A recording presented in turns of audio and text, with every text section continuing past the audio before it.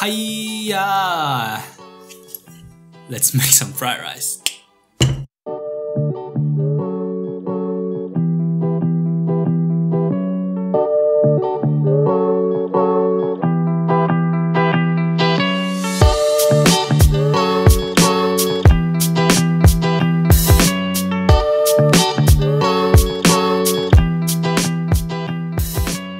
G'day guys, how's it going?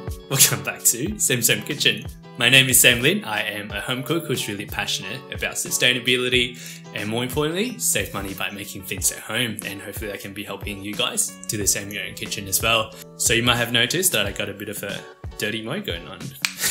So this month is November, or Movember if you put it that way. So Movember, it's a month that is dedicated to bring awareness to males' mental health. Not asking any money from you, I'm not doing any fundraisings this year, but by shaving my facial hair and really be keeping a mo, you just put that emphasis on mental health. So mental health is a real thing, not just for males, also for females or any non-binary people. I'm not here to preach anything, but really just want to bring that awareness to anyone watching this video and really just spread that across your friends and family. Look after each other's. Be aware of your surroundings, of your people and your friends, and ask, how you going? Are you okay? Anyone can go with a bit of a kindness in this world and really just look after each other's. And that really carries on to what has happened to me personally. So a couple of weeks ago, for the ones who've been following my videos every week, might have noticed that I missed one upload. That was because I was feeling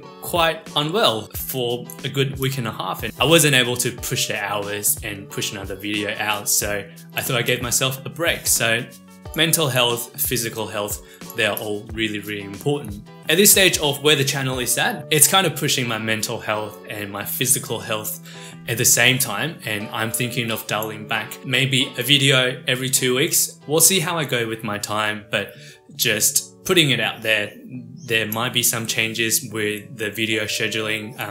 Just want to make sure that you guys are aware of that. Anyway, back to the real topic. This week's video, we are going to be making some comfort food. So fried rice is one of my personal comfort food. So easy to make, it's good for the soul, and obviously bit of a hard turn, but when it's good for your soul, it's good for your mental health. I'm going to be making some fried rice for my lunch today, and I thought I'd share that with you guys. Fried rice is so easy to make, and I'm going to show you exactly how to make some kimchi fried rice. And for the kimchi recipe, go check down in the description. I've got a full recipe on how to make your delicious kimchi right at home. So without further ado, let's get cooking. To make our kimchi fried rice, we're going to divide our ingredients into 4 different categories: essentials, veggies, protein, and seasoning. With the essentials, we'll start with some rice. Can't really make some fried rice without rice, can ya? The key to a nice and fluffy fried rice is to be using old rice. Freshly cooked rice tend to be more moist and stick together because of that. By using old rice, we can make sure every single grain of rice is seasoned evenly and gives you that fluffy mouthfeel. And then, the other word in kimchi fried rice is fried. No, it's not fried, it's kimchi. I have a separate video on how to make kimchi at home, which I'll put the link in the description, so check it out if you haven't already. These two will make you alright kimchi fried rice, but I've got a few more ingredients to make it more complete. Next category is veggies. Fried rice is quite carb heavy, so by adding some veggies in, we'll lighten the dish up a little bit. First thing, I've got some onion. I'm only using a small amount of onion as onions tend to sweat and can make the fried rice wet, so we don't want a huge amount here. Next, I've got some cabbage to bulk it up and make the fried rice more refreshing. Other veggies recommended are carrot, green beans and peas. Things to avoid are wombok, mushroom, and other veggies that releases a lot of moisture when cooked.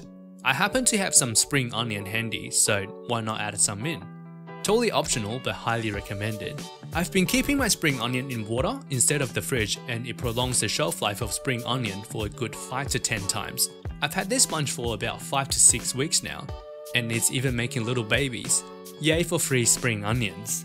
Next category is our protein. Here, I've got some leftover chicken from the other day, so it just makes perfect sense to use it. Other proteins like pork belly or mince with a bit of a fat content will all work very well. Next, we're going to add in an egg to go with it.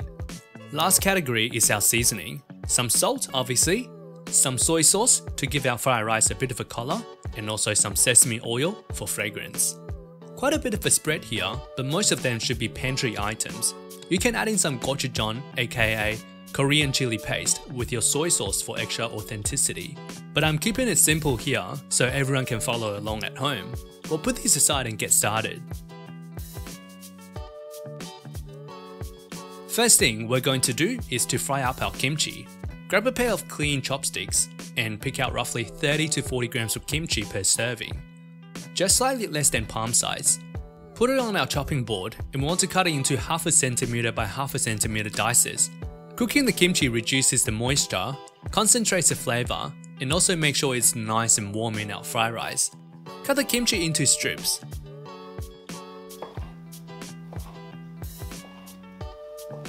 Turn it 90 degrees and cut it into little cubes. Nice and straightforward. Next, we'll go over to our stove. Put a frying pan on medium heat. Adding enough neutral tasting oil to cover the base, and in goes the chopped up kimchi. Don't waste the leftover kimchi juice on chopping board either. Give it a good stir and the kimchi juice should reduce down to minimal. Cook the kimchi for 3 to 5 minutes and put it in a bowl aside for now.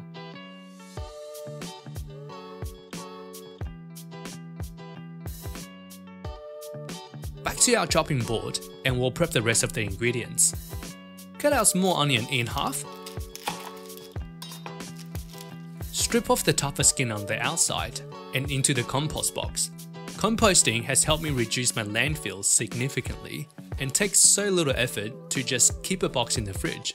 Leave a comment down below and let me know your experience with composting. Use the tip of the knife and cut the onion into strips with the end still attached to the root bit. Turn it 90 degrees and dice it into little onion bits. Nice and simple.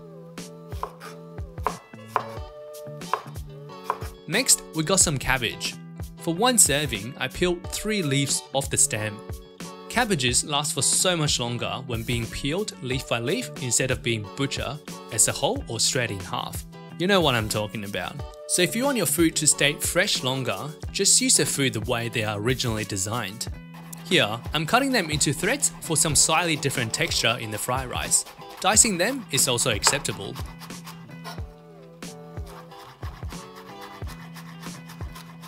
Once the cabbage is all cut up, we'll move on to the spring onion. I don't need a huge amount here, so I just grab a pair of scissors, cut about 3 shoots, and leave the rest in water to keep growing. You can see there are new shoots coming through, and they are essentially free food. Nothing fancy here, we're just going to finely chop it up.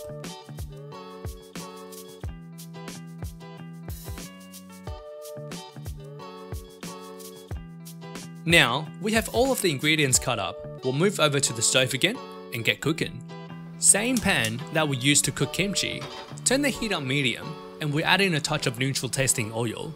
Spread it around the base of the pan. Next, we want to add in our diced onion to bring out the aromatics. Make sure the heat is not blasting or else the onion can easily get burned. Give it a good stirring and cook until it's slightly translucent. Next, we want to add in our rice.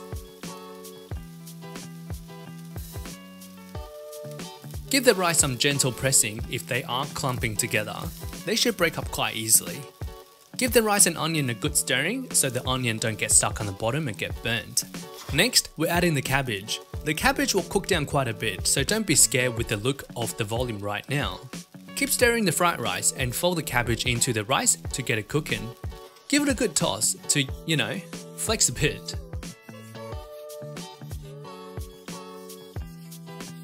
Next, we add the cooked kimchi back into the pan and thoroughly combine into the fried rice.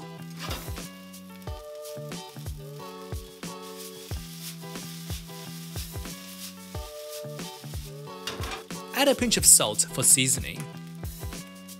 Here, I'm only adding half the onion into the fried rice first, and then I'm saving the other half for garnish. Since the leftover chicken's already cooked, I added in towards the end just to warm it up so the chicken breast can stay nice and moist. Last but not the least, some soy sauce for some coloring and umami obviously. And finish with some sesame oil. Give it a good final tossing and that is pretty much done. Fried rice is so easy to do. Classic one pan dish with minimum cleaning required. Put our fried rice back into the bowl we used to hold kimchi. Totally optional, but I was feeling extra peckish, so I added a fried rice to go with it. Same pan on medium heat with a healthy amount of oil, enough to surround the entire fried egg. I like a bit of a crispiness to the egg white when pairing with fried rice just for the difference in texture. Egg on, spring onion on, and that, my friend, is our kimchi fried rice done. The cost breakdown is as below. One serving of rice at $1.40 per kilo equals to 7 cents. 30 grams of kimchi at $2.52 per kilo equals to 7.56 cents. 1 onion is about 5 cents. 3 leaves of cabbage is about 5 cents. 3 shoots of spring onion at $2 a bunch equals to 10 cents. 100 grams of protein is about 5 cents to $1. 1 egg at $2 a dozen equals to 17 cents. Dash of soy sauce and sesame oil, let's say 10 cents. Altogether, our kimchi fried rice costed us $1.11.56 cents. You can pay up to $15 to $16 for this in a restaurant. Alright, and there we have it. That is our kimchi fried rice done. It's such a humble dish, so easy to make, but also so satisfying. All these ingredients should more or less be just a pantry item or some constant ingredient that you have in the fridge. Onion, cabbage, egg, rice, kimchi. Honestly, if you don't have that in your fridge, go check out my video. It's so delicious and I always have a jar that just stored on the door of my fridge and it's so good. And obviously protein part, you can skip it and even use some vegan kimchi to keep this whole thing vegan friendly. You can use whatever protein you've got. I got chicken here, bacon, pork belly. Those will all work super well. Anyway, I'm going to dig in and let you know how it tastes like.